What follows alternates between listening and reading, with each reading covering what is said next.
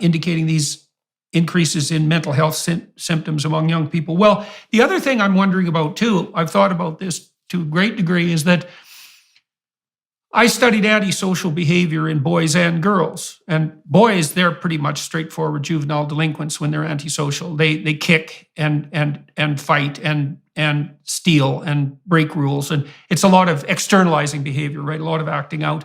Right. But girls who are antisocial, they use reputation destruction and innuendo and gossip and backbiting, and they can be unbelievably good at it. And everyone knows that. I mean, Mean Girls, that famous movie, was about precisely that. And the thing about social media, that's one of the things about it that's quite interesting and disturbing, is that female type antisocial behavior scales brilliantly online. Because it can be done behind the scenes, it can be done anonymously, it can be done with that derisive contempt, let's say. And the consequences are vanishingly small. And so I can imagine that teenage girls who are often subject to bullying by other girls are now subject to bullying in a way that's much more subtle and much more devious and much more continuous, because that's the other thing that happens to young people now is, can you imagine being a teenager where nothing you ever did would be forgotten? Right. And it's 24/7. It's always with you, because that's the way they communicate with their friends. That is their lifeline to the world. And so it used to be, maybe you got bullied at school, you could come home and get away from it. And now there's no escape. And it is particularly toxic for girls. I mean, think about Instagram. Instagram at base is a platform where primarily girls and young women post pictures of themselves and ask other people to comment. Jesus, brutal. Right? It absolutely is brutal. And popularity becomes a number, likes and followers, and cyberbullying, all the things that we're talking about, just it is a toxic soup. Well, I remember, we did psychometric analysis and looked at the psychometric analysis of thought patterns that loaded on trait neuroticism. And so, as you know well, but I'll explain to everyone else, trait neuroticism is something like your baseline level of the proclivity to experience negative emotion, like depression and anxiety. And one of the things that's quite striking is that self-conscious thoughts load so heavily on neuroticism, they're almost indistinguishable from emotions.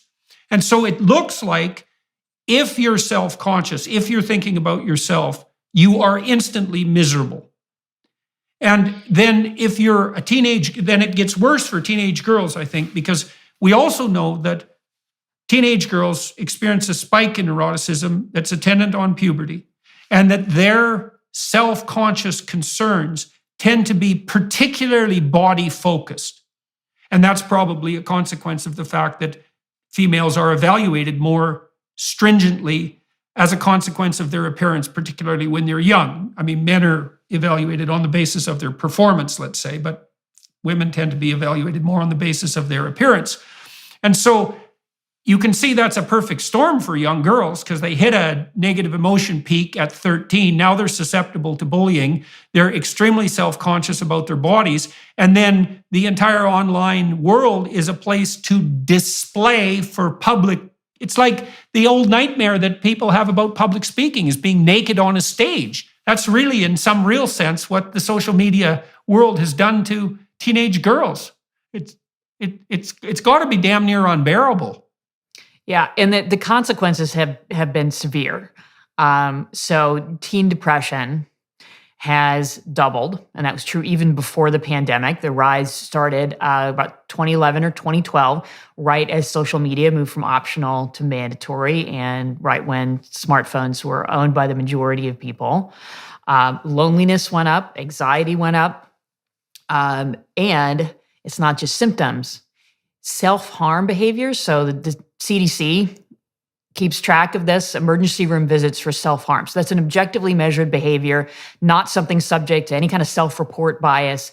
And self-harm among 10 to 14-year-old girls has quadrupled in the last 12 years. Yeah. Well, that's a logical extension of feelings of inadequacy and depression and anxiety, not a non-specific marker.